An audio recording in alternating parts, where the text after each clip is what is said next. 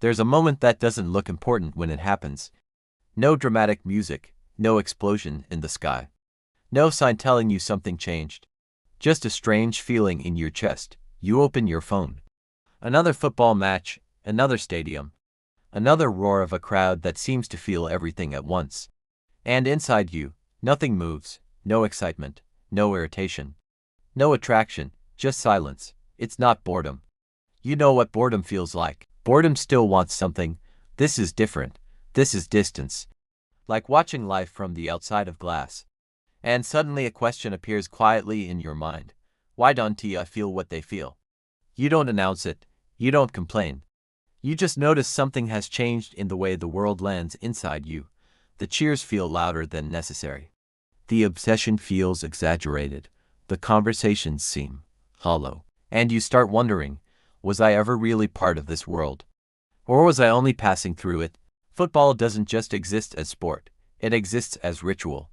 A replacement for something humanity has always searched for: belonging, identity, meaning, emotion. For many, football offers a temporary feeling of being part of something bigger than themselves. But one day, that feeling stops working on you.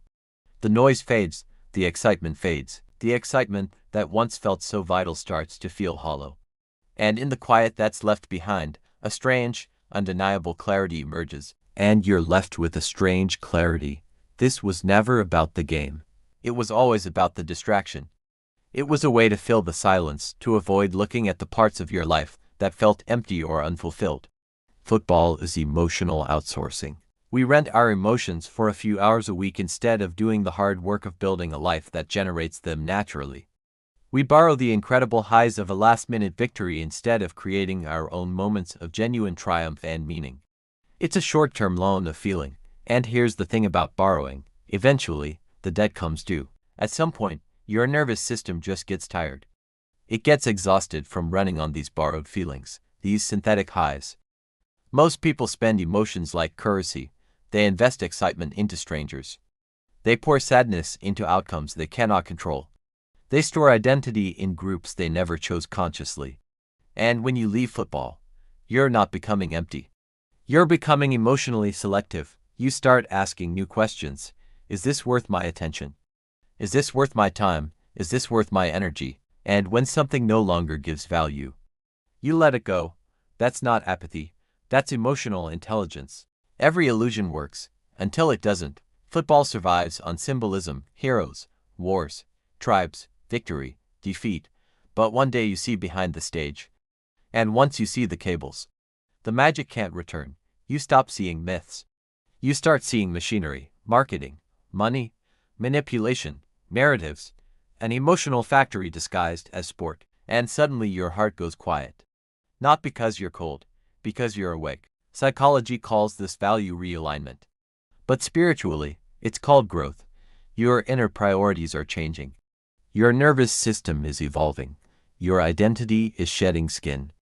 Not everyone outgrows football, but everyone who does is outgrowing a version of themselves. This is what I call the new psychology, a journey into different ways of being, where your inner world becomes more compelling than the outer one. Today, we're going to explore for unique archetypes of people who are on this path.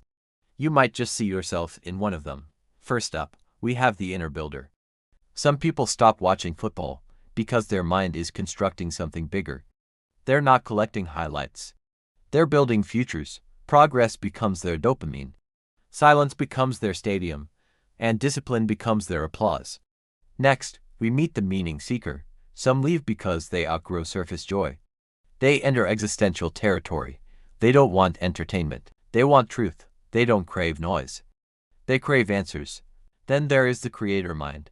These are the individuals who understand a fundamental truth. You can either consume lives or build one. They don't want legends. They don't admire stories. They write them. Finally, we have the emotional minimalist. This archetype isn't defined by what they seek, but by what they protect, their own emotional energy.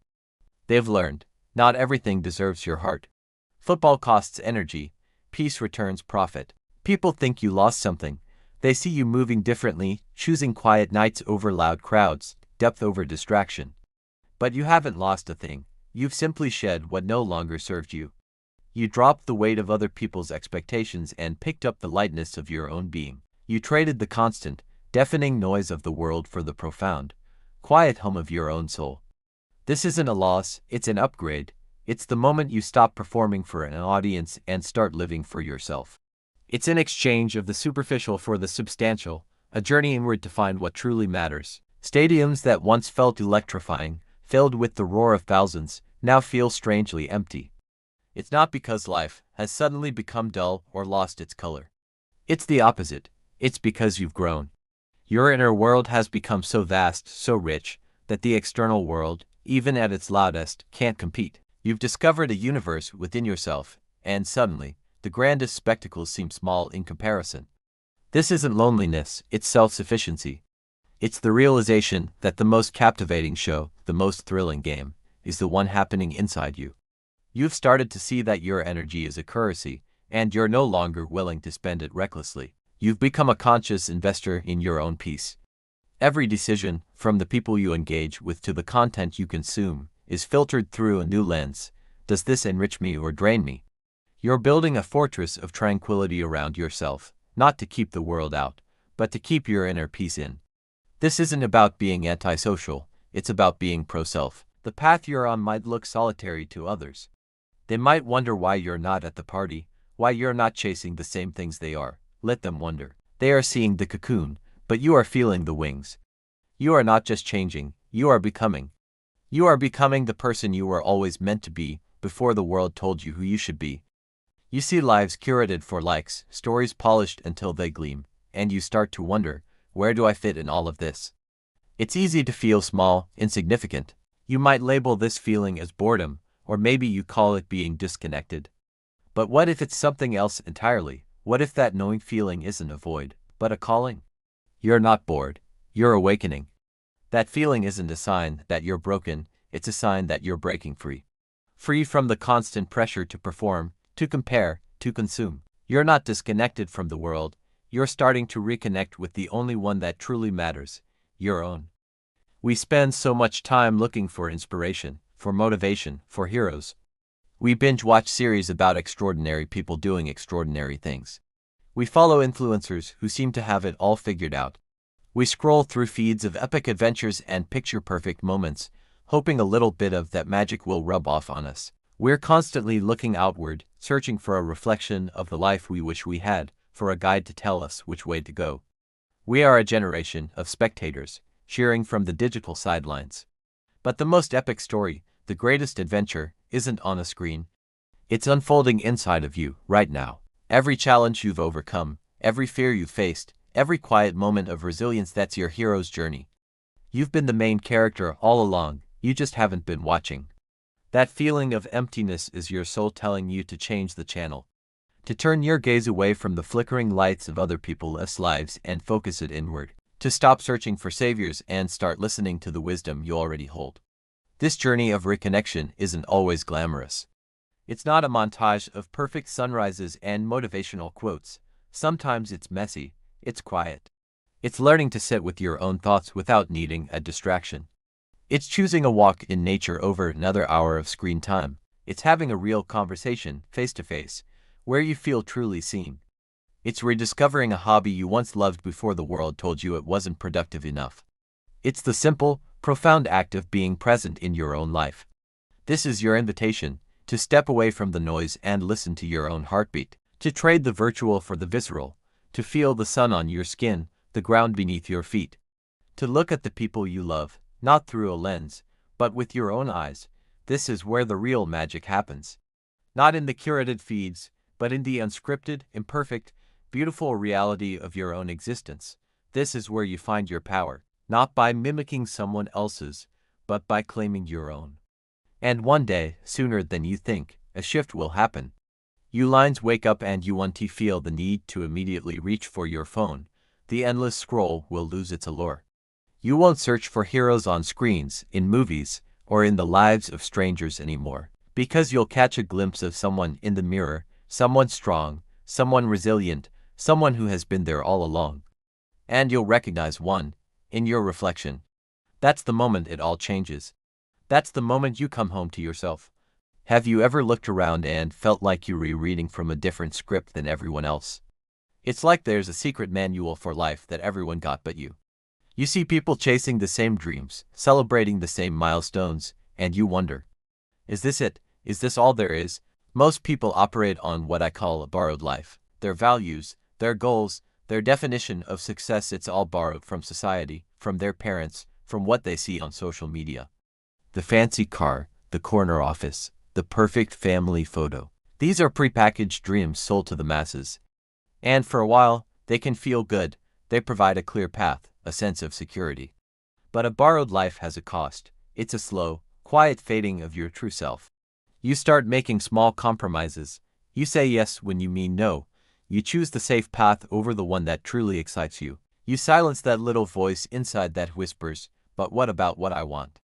Over time, these small compromises build up, and one day you wake up in a life that looks good on paper but feels empty inside. You've become a stranger to yourself, living out a role you never auditioned for. So, how do you break free? How do you reclaim your life and start living one that's authentically yours? The first step is radical honesty. You have to stop and ask yourself the hard questions. What do I truly value? Not what I'm supposed to value, but what sets my soul on fire. Is it creativity? Is it freedom? Is it deep connection? Is it adventure? Get a journal and write it all down. Be brutally honest. No one is judging you. This is for you and you alone. Once you have clarity on your values, you can start auditing your life. Look at your career, your relationships, your daily habits. Are they in alignment with what you just wrote down? If your highest value is freedom, but you're stuck in a rigid 9-to-5 job that drains your spirit, there's a massive misalignment. That friction you feel every single day, that's your soul telling you something is wrong. This is where the real work begins. You start making small, intentional changes.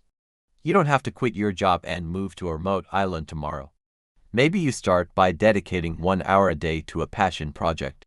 Maybe you start saying no to social invitations that drain you, and yes to a quiet night in with a good book. Maybe you unfollow every social media account that makes you feel inadequate. Each of these small acts is a vote for your true self. It's a declaration that you are taking back control. It will feel scary. People might not understand.